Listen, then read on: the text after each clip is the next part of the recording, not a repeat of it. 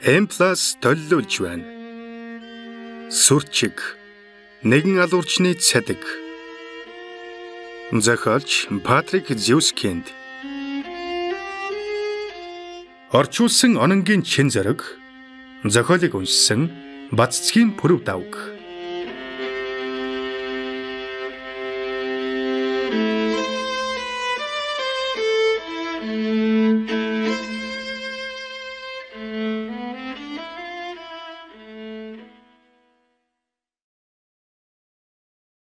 Нэгдүгээр бүлэг. 1. 18-р зуунд содж их үзэм хүмүүсээр хахаж байсан Францад тэр цаг үеийн хамгийн гоц авьяастай хамгийн ой гутам нөхдийн тоонд багтах нэгэн этгээд амьдарч байв. Угтаа тэр хүмүүний тухай өгүүлэгдэх болно. Түүний нэрийг Жан-Батист Гренуй гэдэг байсан юм. Энэ нэр алдараа бусад сод араатнууд болох Саад, Сен-Жюст, Фүшэ, Бонапарт зэргийнхийг бодвол өнөө үед ортос мартагдсан аргагүй үлээ. Гренуй нөгөөдүүлдэ ихэрхэг зан, хүмүүсийг үзий ядах сэтгэл, ёс суртахуунгүй байдал зэргээр хол хаягдсандаа тэр биш. Харин түүний сод авьяас, гайхалтай нэрлэхүү зан, түүхийн хуудаснаа ямар ч улмөр үлдээдгүй салбар буюу үнэртний анхлын орон зайгаар хязгаарлагдж байсантай холбоотой юм. Тухайн цаг үеийн хот сүрэнгуудад өнөө цагийн соёлт хүмүүн бидний ой тоонд багтамгүй тийм үнэр танар ханхалж байлаа.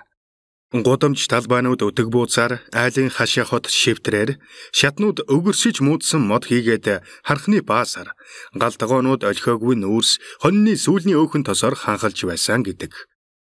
Агаар салхи оруулаагүй зочны өрөөнүүд тагтаршиж нэгтэрсэн тоосоор унтлагын өрөөнүүд бохирдож заваарсан орны даав, чиглэг дэвсгэрүүд хөтөвчнөөс дэгдэх хурц ихүн ууршилт тэргүүтнэр амьсгалж байсан ажээ. Ил зуухнаас хүүхэр ханхалж, шир идэлэх байшингуудаас ихүн шүлт үнэртэж, мал нядлагааны газрууд хаасаагүй агсарч хатсан цусаар хамар цоргиж байлаа. Хүмүүсээс хөлс хэр даг хан хийн.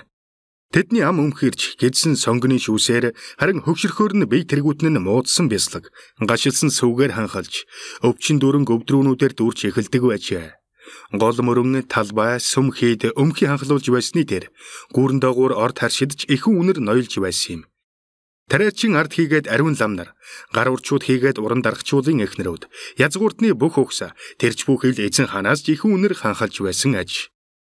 Хаан аратан амтэн шиг ханхалж байсан бол хатан хаан өвөл зууны улиралд хөгшин ямаа яаж үнэртдгөө яг түүн шиг үнэртэж байлаа. Учир нь 18-р зуунд элдэм нянгуудын элжирэн муудаж буй төвчилд ямар нэгэн саад тодхор тавигдаагүй байсан билээ. Тэм учраас хүмүүний альва бүтээлч сүйтгэх үйл ажиллагаа болон бүрэлдэж буй юм уу мөхөж буй амьдралын илрэл уулган өмхий самхааг агуулж байсан юм. Мэдээч хэрэг Парист ч гэсэн аимшигтай муухай үнэр тогтсон байлаа. Яагад гэвэл Парис Францын хамгийн том хот байсан билээ. Яг Парис дотор Офер, Фреонре гэдэг гудамжнуудын дунд гэмгүүчүүдийн оршуулга хэмээх газар байсан агаад тэнд хүн тогтохын аргагүй муухай үнэр ханхалдаг байв. 800 жилийн туршид отель гео хийгээд ойролцох нутгуудаас өд болоочдыг ийш авчирч нутаглуулдаг байжээ. Энхүү тэргэн дээр овоолоостой цогцнуудыг 800 жил дараалан энд тээвэрлэн авчирч уртаагч угсан нүхнүүд рүү асгадаг байсан ажээ.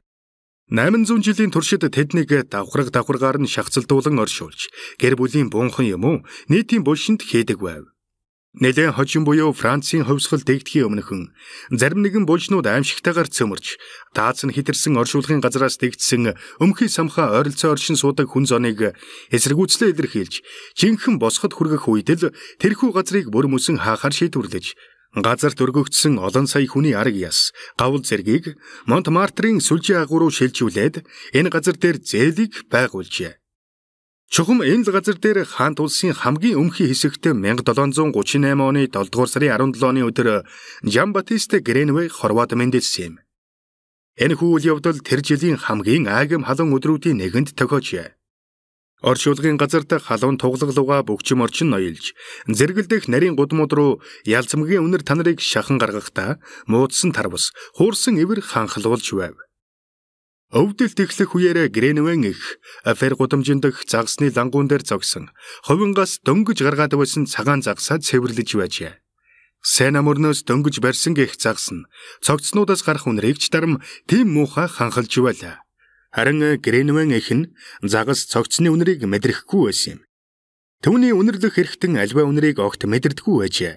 Дээр нь түүний гэз дотор өвдөж байсан учраас гадны альва цочмог зүйлд ямар ч хариу үйлдэл хийх тэнхэлгүй байсан ажээ. Тэр ганц л зүйлийг хүсэж байлаа. Ийм муухай өвдөлт хурдхан шиг үгүй болж, ой гутам жигшмэр төрөлд хурдхан шиг болж дуусаасаа гэж боджээ. Тэр 5 дахь удаага төрж байв. Өмнөх бүх төрөлт нь энд загсны лангууны дэргэд болсон гэдэг. Хүүхдүүд нь бүгд амьгүй юм уу? Хагас амьтай төржээ. Түүнээс гарсан цусан бие өмнө нь хэвтэж буй загсны гэз дотроос төдийлөн ялгарахгүй байсан юм. Тэгэд чи амьд үж чадахгүй байлаа. Өдөр шорон тэнд байгсад үр зулбсыг нь хурцдэн авч тэргэн дээр хаяад оршуулгын газар руу юм уу гол дагуу уруудан авч явдаг байв. Өнөөдөр ч гэсэн ийм зүйл болох ёстой байв. Харьцангуй залуутар байсан Гренвен ээж боломжийн царайлгийн дээр амандах шүдэн бүрэн бүтэн тэргүүн дээр нь цөөхөн хэдэн ус саглаж байсан гэдэг.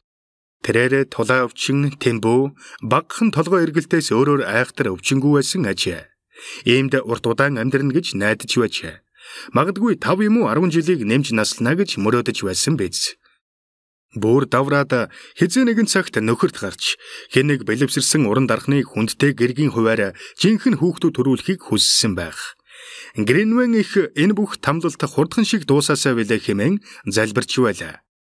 Төрхийн өвдөлтөд нэмэгдэнгүүт тэрээр мах эвддэг ширээн доогуура ороод тэндээ амарчжээ. Энэ л газар тэрээр 4 удаа төрж байсан юм. Дөнгөж төрсөн үрээ хүнээс нь цагаас төхөрдөг хутгаараа салгаж явсан байна. Гэвч дараа нь айгим халуун өмхий самхаанаас болж тэрээр ухаан алджээ. Ингэхдээ ширээн дороосоо өнгөрөн гудамжны дунд гарсан аж. Тэгээд тэндээ гартаа хутга адгсан чигээр хэвчсээр байв. Орлон бужигнаан болж алмарын харагчид түүний биеийг тойрхон сацв. Цагдаа нарыг авчирав. Гартаа хутга барьсан эмэгтэй багвагаар ухаан орон гудамжинд хэвдэж байлаа. Түүнээс юу болсныг лавлав. Юу ч болоогүй. Тэр хутгаар яасан юм? Юу ч хийгээгүй. Банзал чинь яагаад цус болсон юм? Энэ загсных. Тэр босоод хутгаа хаян угаалга үлдэхээр яв. Яг энэ мөчид гайхмаар нь мах эвддэг ширээн дор хэвтэ бяцхан үрн орилж эхэлжээ. Хүмүүсээ тэр дуунаараа төмөн ялаа овоорсон гэз гүзээ болон тасдагдсан загсны толгой дунд дөнгөж төрсөн бяцхан хүүхэд хэвдэж байгааг олж хараад түүнийг нарт ертөнцөд гаргаж ирэв. Цагдаа нар хүүг нэгэн өрлөг ихэд өгөөд ээжийн хороонд хийсэн ажээ. Тэр бүгдийг зөвшөөрч хүний оронцог болсон үрээ хөсөр хаяхаар зэхэж байсан гэдгээ үг дуугүй хүлээсэн тул түүнийг шүүхээр оруулж олон удаа аллаг үйлцэнд буруутгаад хэдэн 7 хоногийн дараа грэвийн талбай дээр цаазлан хороожээ. Тэр үед хүү 3 дахь тэжээгч ээжийнхээ нүрийг үзээд байв. Нэгэн ч түүнийг өөр дээрээ хэд хоногоос илүүгээр байлгахыг хүсээгүй юм. Тэд бүгд хүүгээ дэндүү ховдог, хоёр хүний сүг ховхсордог, бусдыгаа хоосон хоцроодог. Тэжээгч нараа ам зуух хөрөнгөө болгодог хэмээсэн ажээ. Цорын ганц хүүхдийг хооллох нь тэдэнд ашиггүй байсан нь мэдээж билээ. Орхитос өнчин хүүхдүүдийг эзэнтэй болгох үүрэг хүлээсэн цагдаагийн офицер Лафос гэгч төдөлгүй тэсгэл алдаад хүүгээ Сент Антуан гудамжинд байрлах асрах газар руу аваачаар шийдэв. Тэндээс өдөр бүр хүүхдүүдийг Руандах хайсан хүүхдүүдийг хүлээн авах улсын газар руу илгээдэг байсан юм. Тээвэрлэлтийг явган зөөгчнөр гүйцэтгэж, нэраа хүүхдүүдийг матмал савнд хийж зөөврөлдөг байсан бөгөөд мөн хэмнэх үүднээс нэгэн зэрэг 4 нэрааг багтаадаг байв. Үүнээс болж нас баралтын хувь нь эрс нэмэгдэж, энэ шалтгаанаар зөөврөлөгч нар зөвхөн загламаалсан хүүхдүүдийг хууль ёсны дагуу бөгөлсөн замын хуудастай авч явахыг зөвшөөрч, тэрэн дээр нь Руандад хамаг дарах ёстой байдаг байлаа. Балчир Гренвей загламаалуулаагүй, нэрчгүй, цагдаа нар хүүг хаанигтай хаях боломжгүй. Тэр нь цагт авчгүй байсан учраас цагдаагийн офицер Лафос бодсон шийдвэрээс татгалзсан хүүг баримт үйлдэн шашны аль нэг байгууллагад өгөх тушаалыг өгчээ. Тэнд хүүг загламаалж, цаашдын хөв заяаг нь тодорхойлох гэсэндээ тэр юм. Ингээд хүүг Сэм Мартин гудамжинд дах Сэм Мэри хийдэд өгчээ. Загламаалуулахдаа тэр Жан Батист гэдэг нэрийг авав. Тэр өдөр хийдийн хамб ламтан сайхан ааштай. Түүний буйны сангууд дундраагүй байсан учраас хүүг Руан руу илгээлгүй хийдийн хөрөнгөөр өсгөж хүмүүжүүлэхээр шийдвэрлэв. Энэ зорилгоор түүнийг Сендений гудамжинд оршин суудаг Жана Бьюси гэдэг тэжээгч ихэд өгчээ. Энэ эмэгтэйд ажлынх нь хөлс болгож эхэндээ 7 хоногт 3 франк өгч байхаар болсон ажээ. 2. Хэдэн 7 хоног өнгөрсний дараа өрлөгөх Жана Биуси гартаа гөрмөл шээзгий барин Хэдий үүдэнд ирсэн байна. Тэрээр өөрт нь хаалга нээж өгсөн мулзан баг зэрэг цуу өнөртүүлсэн 50 орчим насны эцэг Тэрийг хандаж "Маа" гэж хэлээд босгон дээр нь аргаа тавьжээ. "Энэ юу вэ?" гэж Тэрийг хэлээд сагс руу тонгон шиншилж гарав. Мань хүн түүн дотор ямар нэгэн идчихмэр зүйл байгаа хэмээн найдсан хэрэг. Афер гудамжны хүүхэд хорогч чимийн орхитос. Ламтан араг дотор хурууга хийж эргэлдүүлээд нойрсож буй жаал хүүгийн нүрийг ил болгов. Тэр дажгүй харагдаж байх чинь хөөхөн Мирата чимгээж. Яагаад гэвэл тэр намайг хогсорж орхилоо. Хамаг шүүсийг минь сорчлоо. Харин одоо энэ бүхэн гүйцээ. Одоо тэрнийг өөрөө ямааны эсв агшаамал юм уу манжингийн шүүсээр хооллож үз. Энэ шар юуг чамаагүй гудардг юм. Эцэг Тэри элдэг нэгэн байсан аж. Ажил үүргийн дагуу тэрвэр Хэдийн буйны сангийн мөнгийг хариуцаж ядуу зүдүү хүмүүс болон үгээгүй хоосончуудад мөнгө тарааж өгдөг байжээ. Үүнийхэн төлөө тэд өөрт нь баярлаа гэж хэлэн өөр асуудлаар зовоохгүй байх хэмээн нааддаг байлаа. Нарийн ширийн асуудлууд түүнд сонирн биш байв. Асуудлыг гүнзгийрүүлвэл өөрт нь хүндрэл учирна гэсэн үг билээ. Элдэг хүндрэлүүд тэрний амар тайван байдлыг үргэлж алдагдуулдаг байсан юм. Үүнийг тэрвэр тэсвэрлэж чаддаггүй байсан аж. Мань хүн үүдээ нээсэндээ өөрийгөө зүхэж байлаа. Энэ эмэгтэй сагсаа аваад бушуухан шиг харсан зүгтээ явж, бяцхан жаалхуу болон асуудлаа өөртөө хадгалаад түүнийг тайван орхиосоо гэж хүсч байсан нь мэдээж. Ламтан нуруугаа аажмаар тэнэлгээд тэжээгчхээс ханхлах сүүний хурц үнэрийг гүнзгий амьсгалав. Сайхан үнэртэж байлаа. Чамаг юу хүсэж байгааг би ойлгохгүй байна. Чи яг юунд хүрэх гээд байгааг би үнэхээр ойлгохгүй юм. Хэрвээ чи тэрнийг дахиад хэсэгхээ хугацаанд хөхөөрөө хоолчих юм бол зүгээрсэн. Тэрэнд сайн л та. Харин надад хор хөнөөлтэй байна. Би 3 хүний хоол идсэн ч 10 фунтээр турж орхисон. Юуны төлөө тэрв? 7 хоногт 3 франк авах гэж тэрв? Хэмээн Жана бачурав. Ойлгож байна. Би сайн ойлголоо. Дахиад л мөнгөний талаар яриа гарах нь хэмээн Тэри тайвшрангуй хэлжээ. Үгүй хэмээн тэжээгчих өгүүлв. Битгий зүр. Өргөлжил мөнгөний тухай яригддаг шүү дээ. Энэ хаалгыг нүдсэн л бол мөнгөний тухай яриа гардаг. Заримдаа би хаалганы цаана огт өөр зүйлийг хүссэн хүн зогсож байгаасаа хэмээн мөрөөдөг юм. Тэр хүн жишээ нь хажуугаар өнгөрч явахдаа энд багч болов анхаарал хүндлэлээ орхихоор шийдсэн байж болно доо. Жишээ нь жаахан Джеймс юм уу хэд хэдэн самар орхиж болно шүү дээ. Намар оройн цагаар хажуугаар өнгөрч явахдаа орхиод явчих зүйл зөндөө л байна. Эсвэл цэцэг байна. Зүгээр л хэн нэгэнд хаалгаар шагаагаад бурхан эвэг эцэг Тэри танд эрүүлэнхийг хүсье гэд нөхөрцгөр хэлжихэд болно шүү дээ. Гэвч би тийм зүйлийг үзэх тавилангүй болол та. Нас минь хүрэхгүй байх. Хаалга тогшоол бол үгээгүй ядуу хүн гэсэн үг. Ядуу биш юмаа гэхэд худалдаачин хүн биз. Худалдаачин биш юмаа гэхэд дархан хүн байх. Тэр гуйлга гоохгүй юмаа гэхэд тооцооны худас гардуулна биз. Гудамжинд ч гарч болохоо байлаа. Гудамжаар 3 алхам хийж амжаагүй байтал мөнгө нэгсэн. Гуйлга гүйсэн этгээдүүд бүчин авах юм. Би энэ ухагт хүнд чинь багтахгүй хэмээн өрлөг их хэлв. Гэж вэ. Чи манай данстай цорын ганц тэжээгч их биш. Цаан чинь гайхалтай өрлөг ихүүд хэдэн зуугаар байна. Тэд сард 3 франк аваад ийм сайхан амтнд хөхөө амсуулахыг мөрөөдөж суугаа. Агшаамал юм уу шүүс өөр юу ч байдгийн өхөд бэлэн байгаа. Тэгэд тийм хүндэл энийг өгчлөө. Нөгөө талаас хүүхдийг ингэж нааш цааш нь шидлээд байх муухай хэрэг. Өөр ихийн сүү тэрэнд тохирох эсхийг хэн мэдлээ. Энэ жаалхүү чиний хөхний үнэр, чиний зүрхний логшилтанд дасаж орхисон юм шүү дээ. Тэрбээр тэжээгчхээс ялгарч байсан зөөлөн уурын англи үнэрийг шуналтайгаар дахин соров. Гэвч түүний хэлсэн үг ямар ч үр дүнгүй болсон гэдгийг ойлгоод ин хэлжээ. Харин одоо хүүхдийг аваад гэртээ харж үз. Би энэ асуудлаар хамбламтантай ярилцах болно. Би цаашид чамд 7 хоногт 4 франк олгуулж байхыг хүсье. Үгүй. За яах вэ? Тэгвэл 5-ыг өгчвэй. Үгүй дээ. Тэгээд чи хэдийг нэхэж байгаа юм? Хэмээн Тэри уурсав. 5 франк гэдэг чинь хүүхэд хооллох зэргийн амар үлд их мөнгө шүү дээ. Би ямар ч мөнгө хүсэхгүй байна. Би гэртээ орхитос байлгахыг хүсэхгүй байна. Хэмээн тэжээгчих гоншигнав. Гэхдээ яагаад тэрв хонгор минь? хэмээн тэрийг өгүүлээд арга дотор хурууга дахин эргэлдүүлв. Дур буламл хүүхэд байна штэ. Ягаахан ойлгохгүй тайван унтан дээр нь загламал уулсан. Тэр нь дотор чөтгөр шүглсэн. Тэрийг хурууга сагсан дотроос суух татав. Байж боломгүй юм. Хүүхэд дотор чөтгөр шүглэн гэдэг чинь ерөөсөө байж боломгүй зүйл. Хүүхэд хов хүн болоогүй ч гэлээ тэрний уртл юм. Тиймээс сэтгэл санаа нь бүрэн гүйцэд боловсрч гүйцээгүй. Тэгэхээр чөтгөрийн хувьд сонирхлын татах зүйл биш. Тэр хилд орчихсан юм уу? Эсвэл татаж ундаг юм уу? Өрөөнд доторх эд зүйлсийг хөдөлгөөнд оруулдаг юм уу? Эсвэл тэрнээс таагүй үнэр хан хийж байна уу? Тэрнээс ямар нэгэн үнэр ер ханхалдаггүй. За, харав. Энэ чинь л зүүн хэрэг. Хэрвээ тэрэнд чөтгөр шүглсэн бол муухай үнэр үнэрдэх байсан юм. Тэжээгч ихийг тайвшруулж өөрийн эр зөргийг харуулахын тулд Тэри саксыг өндөлгөөд шуналтаяа үнэрлэв. Онцгийн үнэр байхгүй л байдаг. Үнэхээр онцгийн зүйл алга та. Гэхдээ манцунаас нь ямар нэг юм хан хийж байгаа мэт надад санагдав. Гэж тэрээр өгүүлээд агаарыг хамраараа хэд удаа сорлоо. Өөрийнх нь бодлыг нотлосоо гэсэнтэй эмэгтэй рүү саксыг сарвав.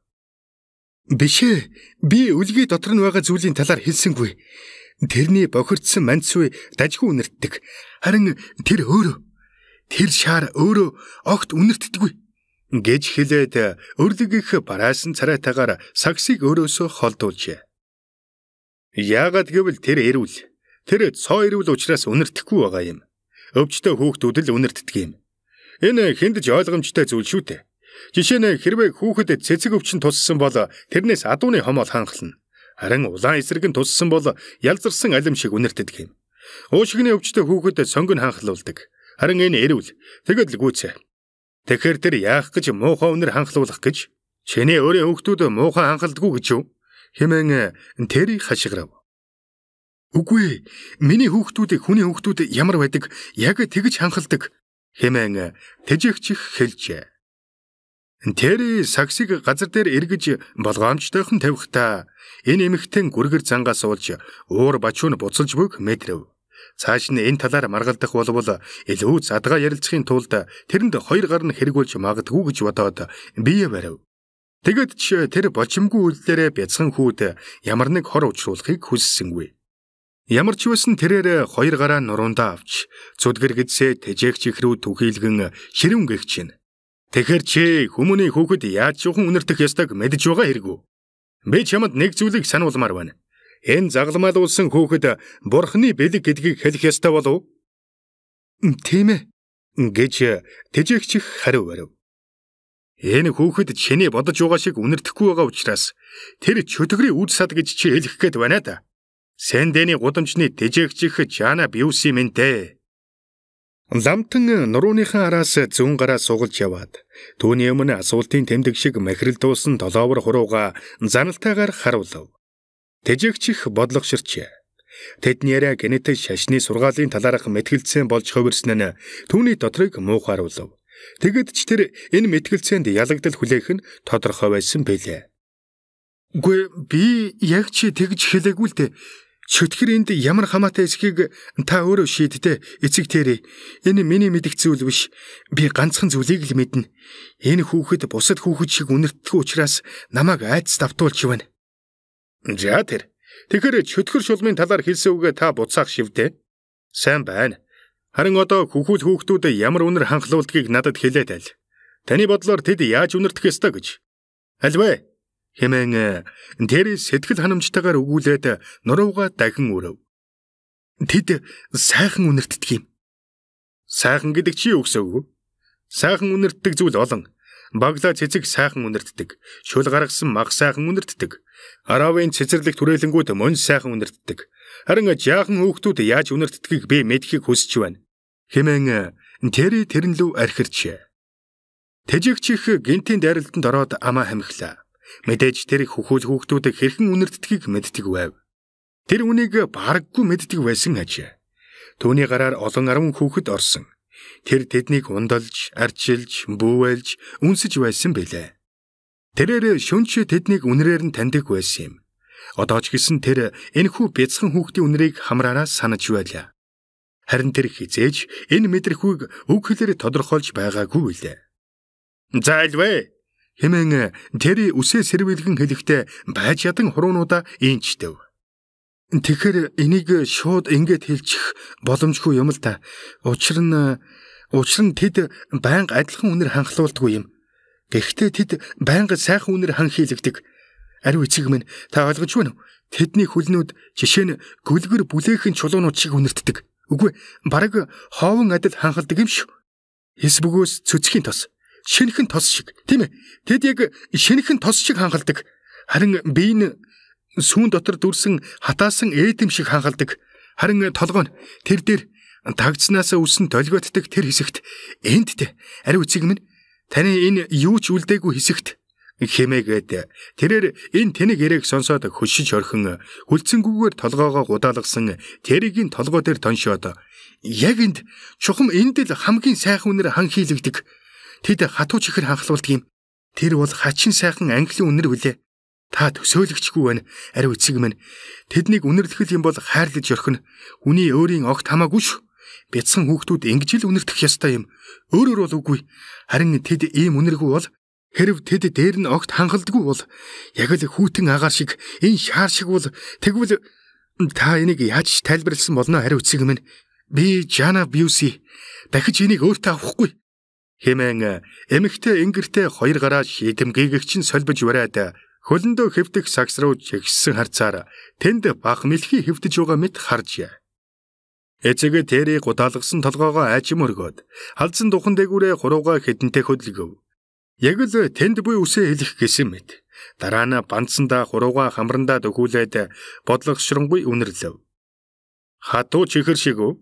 Хатуу чихэр ээ? Чи хатуу чихрийн юуг нь ойлгодог юм? Чи тэрнийг ядаж нэг удаа амссан гэж юу? Хэмээн дахин тэр ууртай төрх үзүүлэхийг оролдоод асуув. Яг ч идэж үзээгүй л дээ. Гэхдээ би нэг удаа Сент Оноре гудамжинд нэгэн том зочид буудалд байхдаа тэрнийг төлсөн чихэр цөцгөө зэргээр хийж байгааг нь харсан юм шүү.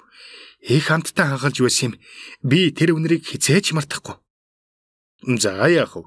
Тэгвэл чиний хэр болог. Одоо амаа амхиж үз. Гуй. Чамтай энэ ирчээр яриагаа үргэлжлүүлэх нь надад их амаргүй байх болно.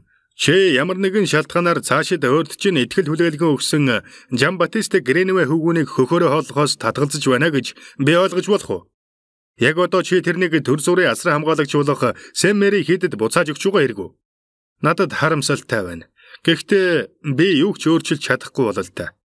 Чи халагдсан гэж Тэри хэлээд хурууга тэрний хамар доороос авчээ. Энэ үгийг хэлж дуусаад тэр саксыг өргөөд замхран алгуулж буй дулаан сүүний үнэрийг дахин их сороод хаалгаа дангинтэл төгчөв. Улмаар тэр өөрийн өрөөрөө явж оджээ. 3. Эцэг Тэри эрдэмтэй нэгэн байлаа. Тэрээр шашны зургаалд нэвтрээ зогсохгүй гүн ухаантнуудын бүтээлүүдээс уншсан нэгэн байв. Хажуугаар нь ургамал судлал, алхимийн ухааныг судалжээ. Тэрээр өөртөө аливаа зүйлд шөмжилтэй хандах чадварыг гүн бат суулгаж өгөхийг мэрийсэн байлаа. Гэхдээ тэр энэ тал дээр тийм ч хол алгахыг хүсээгүй ажээ. Зарим нэгэн их мэдгчид элдв гайхамшиг, бошиг, мэрэг юм уу? Ариун зохиолын агуулмжийн бодит үннийг асуудалтай мэтэр тайлбарлаж, эц сүлдээ тэрнийг тайлбарлаж чадахгүй өөрөө өөртөө зөрчилдөг билээ. Тэгвэл мань хүн иймэрхүү асуудлуудаас зайлсхийхийг илүүд үздэг байна. Эдгээр асуудлууд түүний сэтгэлийг тавгуйтуулдаг. Нэвтрхийг оролдвол тамийн өөртөө итгэлгүй байтал төвдөлт зэрэгт хүргэх магадлалтай байсан юм. Өөрийн оюун ухааныг ашиглахын тулд хүмүүн гэдэг амтан итгэлтэй байтал амар тайван зэргийг нэгдэг билээ. Тэгсэн мөртлөө эцэг Тэри эгэл ардын мухар сүсгтэй хатуу тэмцдэг байсан ажээ. Элдв элб, өвдөс, хүзрийн мэрэг, сахиус зүүх явдал, элдв муухай зүйлээс хамгаалж шившлэг хийх, сүнсний хараал, тарин, тэргэл сартаа шөнө элб хийх зэргийг тэрээр оошоодгүй байлаа. Энэ хүмүүс ер нь юу эсэх хийдэг вүлээ дээ. Христийн шашин бий болоод 1000-ыг даруй алгасан байтал эмэрхүү онгон шүтэний үйлүүд ард түмний дотор хадгалагдсаар байгаа нь тэрний сэтгэлийг ихэд гонсоологдог байсан юм. Эдгэрийг тэрээр үндсээр нь устгах ёстой гэж үздэг байв. Хэн нэгэн чөтгөр шүглсэн, хэн нэгэн шулумтай харьцсан зэрэг ихэнх тохиолдлуудыг тулаад үзэх юм бол зүгээр л нэг мухар сүсгийн жүжиг байдаг байлаа. Харин шулум буюу сатан байдаг гэдгийг үгүйсгэж, тэрний хүч чадалд эргэлзэх зэрэг нь эцэг Тэригийн мэдлээс давсан хэрэг. Шашны үндэс хамаарах иймэрхүү асуудлыг хянан шийдвэрлэх нь эгэл жирийн ламтны хийх хэрэг биш юм. Энийг шийдэх гэж өөр шашны байгууллагуудад тэртетэргүй зөндөө байдаг билээ. Нөгөө талаас энэ тэжээгч шиг ийм ухар мөчд бодолтой холын хараагүй итгээд ямар нэгэн золгийн ямиг олж мэдсэн хэмээн хэлж байвал сатан энэ хэрэгтэй ямар ч хамааралгүй гэсэн үг гэдэг нь тов тодорхой байсан юм. Тэрвэрээ түүнийг олж харсан гэж бодож байгаа учраас л тэр ямар нэгэн золгийн юм ор байхгүй гэдгийн бат нотлогоо энэ билээ. Сатан Жана Бьюси гэдэг өрлөг ээжэд өөрийгөө илчилдэг тэмч тэнэг амтан биш байх. Тэгэд ч бас зүгээр үнэртэй ч шүү. Үнэртэх гэдэг нь хамгийн эгэл болох өчүүхэн мэдрэх үе юм. Там дотор хүүхэр ханхалж, диваажинд хөхөн гүгэл үнэртдэг гэсэн утгатай дүү энэ. Тэгэхээр энэ бол хамгийн тэнэг мухар сүсэг билээ. Эрт дээр үед онгон шүтэнтэйгээ харьцдаг байсан тэр л он жилүүдэд хүмүүс араатан амтан шиг амьдарч тэдний бэлгийнүүд төдийлөн нээгдэггүй. Тэд цэцэгсийг хооронд нь ялгаж чадахгүй.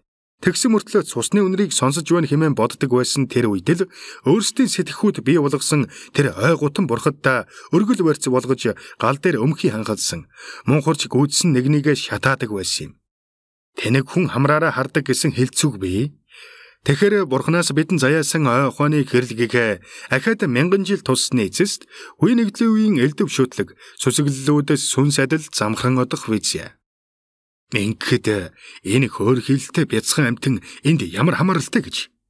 Энэ гэм зэмгүй чаахан амтан арга дотроо хөвтөд үнэгчлэн унтаж байна. Өөрийнх нь эсрэг өдүүлсэн тэр бузар булаа сэжиглэлийн талаар огт мэдрэхгүй байгаа. Тэгсэн энэ ичгүүргүй эмэгтэй чамааг хүний хүүхчийг үнэрдэхгүй байна гэж хэлж байх ч гэж штэ. Бид яах ёстой юм бэ? За алив хаана байна? Эйн хилээд тэрвэр өвөр дээрээ тавьсан саксыг хөдөлгөв. Жаал хүүгийн толгойг хуруугаараа илээд хэд удаа алив хаана байна хэмээн өгөхөрдөж. Учир нь энэ хүү дуудал багтаал хөхүүл хүүхдэд аж тустай тааламжтай үйлчлэл үзүүлдэг хэмээн боддог байв. Тэгэхээр чи хатуу чихэр ханхлуулах ёстой юм байна тийм үү? Ёстой дэмий эрг байлгүй. Алив. Хэсэг хугацааны дараа тэрээр сакснаас гараа татаад хамартаа хүргэн үнэрдсэн хідээж өдийн хоолндоо идсэн эсэглэн байцааны үнэрийг л мэдэрчээ. Хэсэг зүүр тэр тэнэгэлцсний эцэстээ хэн нэгэн өөрийг нь ажиглаж байх вэ хэмээн санаад эргэн харав. Саксыг газраас аваад түүн рүү өөрийн сархай хамрыг гүн шунгуулв. Хүүгийн нарийн улаан шаргал сэвлэг түүний хамрын нүхийг гэжигдсэн ажээ. Ламтан ямар нэгэн үнэрийг мэдрэх байх хэмээн бяцхан хүүгийн толгойг үнэрдэжээ. Гэхдээ тэр нэраа хүүхдийн тэргүүн ямар үнэртэй байх ёстой гэдэг талаар төдийлөн нарийн ойлголтгүй нэгэн байв. Мэдээж тэднээс хатуу чихэр үнэрдэхгүй нь тодорхой зүйл шүү дээ. Хатуу чихрийг чихэр түлж байж гаргаж явдаг. Тэгэхээр өнөө хүртэл зөвхөн сүү амлаж байсан бяцхан хүү яаж түлсэн чихрээр үнэрдэв дээ. Тэр ганцхан сүү тэжигч ээжийн сүүгээр л үнэрдэх ёстой байлаа. Гэвч түүнээс сүү ханхалсангүй. Эсвэл үснөөс арьс юм уу хүүхдээс ялгардаг хөлс ханхалж болох юм.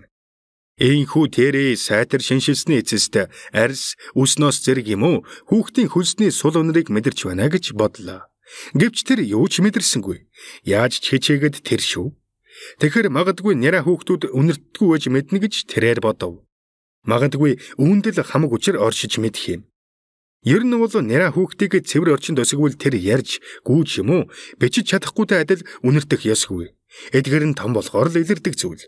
Хатуухан хэлэхэд хүн гэдэг амтан бэлгийн божилтын үедээ л хан хийсэн үнэр гаргаж эхэлдэг юм. Тийм ээ, яг л тийм байдаг. Өөрөөр бол үгүй шүү. Цагтаа хороаци хөвгүн эшиглэвгөө ханхалдаг бол бүсгүй анхлын цэцэг шиг сайхан үнэрийг гаргадаг гэж бичээгүй л. Ромын хүмүүс энэ тал дээр мэдлэгтэй байсан л байж таараа. Хүмүүний үнэр гэдэг нь хизээд бие махбодын үнэр байдаг. Тэгэхээр нүгэлт үүлийн үнэр ханхалж таарна. Тиймээс энэ биеэрээ ямар нэгэн нүгэл үлдээгүй нэраа хүүхэд ямар үнэр ханхлуулах ёстой гэж. Тэр яаж үнэртэх ёстой гэж. Алив. Яаж ч ханхлахгүй. Тэрбээр саксыг өвөр дээрээ гаргаж тавиад аажуухан бүү байлив. Хөө Баатарийн нойроор нойрс сорлов байлаа. Түүний жаахан нялзраа баруун гар хавхагны дороос цухын хазарлуугаад шиглэн хөдлөв. Тэр уйрал дүрэн инээмсэглээд гэнэт их л тавлаг байдлыг мэдэрчээ. Тэрхэн мөчид мань хүн өөрийгөө энэ хүүгийн эцэг мэтэр зөгнөж төсөөлөв. Тэр байрал ам хүн биш, харин эгэлжирийн шудраг уран тархан болоод эхнэр авч өснөөс хийгээд сүү ханхлуулсан тийм наалинхаа тархан авгаатай болоод хүү төрүүлж түүнийг өвөр дээрээ бүүвэлд суна гэж бодлоо. Өөрийн төрсөн хүүг шүү. Алив. Энэ бодол түүнд таашаалыг авчирав. Түүн дотор нэг л их тайван зүйл агуулгадж байх шиг. Аав нь хүүгээ өвөр дээрээ бүүвэлнэ. Их сайхан зүйтэй дүр зураг шүү. Тэрийн дотор онгойж мань хүн байдгаараа догдолжээ. Яг энэ мөчөд хүү сэрээтгэв. Эхлээд түүний хамар сэрсэн аж. Бяцхан хамар нь хөдөлгөөнд орж байдгаараа сартаагаад шиншилж гарлаа. Тэр агаарыг шуналтаяас ороод найтайх гэж угаад бүтлгүүцсэн мэт тасалдуулан гаргажээ. Дараа нь хамар нь мантайгаад хүү нүдэ нэв. Нүдэн тэмгэж хэлхийн эцсгүй тодорхойгүй өнгөтэй байсан аж. Хясаа шиг саарл үнсэн цагаан гэхэд хаашаа салст бүрхүүлээр бүрхэгдсэн ертөнцийг толдон харахад арай болоогүй харагдав. Энэ нүд түүнийг огт хүлээж авахгүй байгаа мэт сэтгэгдэл тэрэд төржээ. Хамрын хувьд өөр байлаа. Хүүгийн сөөмгөрнүүд ямар нэгэн тодорхойгүй зүйл рүү хялааж байсан бол хамар нь яг таг нэг зүйлийг мэдэрсэн шиг санагдав. Тэрэд тун сонин мэдрэмж төржээ. Тэр өөрөө тэрийг ихч өөрөө тэрхүү байгуулсан мэт санагдаж байж. Хүүгийн царайдах хоёр бяцхан нүхийг хүрээсэн хамрын хугуулзнууд дэлгэрч буй цэцгийн сомрлог лугаа адил памбач байлаа. Эсвэл бараг эзэн хааны ургамлын хүрээлэн цэцгэлдэг тэр жаахан ховдөг ургамлуудын цомрлог шиг санагдав. Тэдгээрээс ямар нэгэн зэвэн соронзон мэт хүч гарч байгаа мэт санагджээ. Хүү түүнийг харж өөрийн хамраараа түүн рүү тун ширвэн янз үзсэн нэвт хатгсан харц чулуудаж байгаа мэт санагдав. Тэр харц тэрийгээс ялгаж буй бүхнийг өөрийн хамраар залгиж буй мэт санагдсан ажээ. Тэр бүхнийг тэр нуун далдалж хадгалах чадваргүй байлаа. Ямар ч үнэр ханхлуулаагүй нялзраа амтан түүнийг ичхүргүүгээр шиншилж байсан юм. Хүү түүний үнэрийг авчээ. Гэнэ тэр өөрийгөө эвгүй үнэр танаар ханхлуулсан амтан мэтэр бодов. Хөлс, цуу, эсэглэн байцаа хэртэй хувцас ханхлуулсан мэт төсөөлжээ. Өөрийгөө чармайн үзхэн хүн харахын эцсгүй муухагаар дүрслэн. Тэгтэл түүнийг хинч биш нэг амтан цоо ширтэж байгаа мэт санагджээ. Тэр амтан түүний арсыг нэвтлэн дотог шиг гүн орон шиншилж байгаа мэт бодогдов. Хамгийн нинжин сэтгэл, хамгийн бохир бодлууд энэ жижигхэн атла шунхаа хамрын өмнө үу таалгаа нээж өгч байсан юм. Гэтэл энэ зүйл жинхэнэ хамар болж чадаагүй. Ердөөл нэгэн жиг тэмнэлтэйгээр үрчилцэж, хөөж хавдан бяцхан онгорхоо эрэхтнэрээ сэрчгэнэж буй доош байлаа. Тэрий дагжис хийв. Тэрний бөөлжис хурч байлаа. Тэрний өмнө дургуутмаар муухай өнөрдсөн ямар нэгэн зүйл байгаа мэт тэрээр хамраа угзарч. Энд тэрний магц усны тасархаа хэвтэж байна гэх худал хуурмаг үзэгдэл үрд баяртай. Эцэг хүү анхлын үнэр ханхлуулсан эхийн тухай уян нялон амар жимэр бодол энхүү бяц дэвсэгдэв. Тэр өөрийн болон энэ хүүхдийн талаар мөрөөдөж бодсон дулаан бодлуудынхан хөнгөн чавцсуудыг тас татуулсан мэт санагджээ. Хүний хүйтэн хүндий хүн тэрний өвөр дээр хэвтэж байлаа. Тэрий төвчээртэй бурхнаас эмээж явдаг бөгөөд аливаа зүйлд ухаалаг ханддаггүйсэн бол гэнэт чихүүдсэн хөрсөнтэй хүүг хэлэнцэд аалзмэт санаад өөр дээрээсээ гөвж орхих байсан юм. Тэрий ухсхийн босож саксыг ширээн дээр тавилаа. Тэрээр энэ жаал хүү энэ бүхнээс аль болох түргэн яг одоо хурдхан шиг салахын төс болов. Энэ мөчөд бяцхан жаал ордуу хадаасан ажээ. Тэрээр нүдэ анилган улаан хомигөө томгигч нь ангаалгаад тэрийн судсаар гүйж буй цус зогсох шиг санагдтал тийм муухагаар чарлжээ. Мань хүн саксыг гараа сунгасан чихтэй сэгсрэхтэй хүүг тайвшруулахын тулд алив хэмээн хашгирч байлаа. Гэвч цаадах нь улам ихээр орилж царай нь цэлдэн хөх болоо зогсохгүй тунгадахгүй дэлбэрэхэд бэлэн байгаа юм шиг санагджээ. Тэр энэ мөчөд түүнийг хурдхан шиг зайлуулъя. Энэ чөтгөрийг төргөхөн шиг алга хийх гэж хэлэх гэснээ гинэт амаа хамхлаа. Энэ мангасыг энэ тэсхүүе бэрх хүүхдийг зайлуулъя гэвч хаашаа тэрэв. Тэрбэр ойр орчмын 10 гаруй тэжээгчийг асрамжийн газруудыг мэддэг байсан ч тэдгэр нь дэндүү ойрхон тэрэндээ дэндүү ойр оршдог байсан ажээ. Харин энэ амтныг аль болох хол аваачиж хаях хэрэгтэй байлаа. Нэг л өдөр үүднийх нь гадаа авчираад хайчихгүй тийм газар руу илгээх ёстой гэж боджээ. Боломжтой бол өөр сүмрүү. Сайн амурны нөгөө ирэг рүү бол бүр сайн. Хамгийн тохиромжтой нь хотоос гаргаж Сент Антуан орчим руу явуулвал зүйтэй гэж санагдав. Яг л тийшээ энэ мөн орилон амьтныг илгээвэл таарна. Хотоос зүүн тийшээ холгон шиг газар. Бастилийн цаана шөнө нь үүд хаалга дангинтай төгждөг тийм л газар руу явуулах болно. Орхимчныхаа үндсэн хормойг сөхөж ураад тэрвэрэ чарлж буй саксыг шүүрч авангүйлээ. Нарийн гудамжнуудаараа сүлжингүүсээр Сент Антуаны дэрэгдэх тосгодыг тарин Сена мөрний дагуу зүүн тийш довтлогон хотоос зайлахыг бодов. Цааш шаран гудамж хүрээд тэр гудамжаараа нефт явсаар Магдалина сүмээс холгүйхэн амьдардаг. Хадагтай Гайерын гэрт хүргэж өгөхөр болжээ. Тэрний хаягийг мэддэг байсан ажээ. Хадагтай Гайер өөрт нь мөнгө өгч байвал бүрэн асаргаантай аль ч насны ямар ч угшилтай хүүхдийг авдаг байсан юм. Тэнд мань хүн чарлсан хэвээр байсан ч яалхуг атгуулад 1 жилийн хөлсийг урдчилж өгчхөөд буцаад хот руу гүйжээ. Сүмдээ эргэж ирээд тэр сэжиг төрөм зүйл нэвтсэн юм шиг орхимжоо тайлж идээд усанд сайтар орсны эцэст өөрийн хош дотор буй хэвтэртээ ороод хідэнтэй загалмаалан залбирч удтал мөргөл үлдсэний эцэст сая нэг юм нойрсжээ.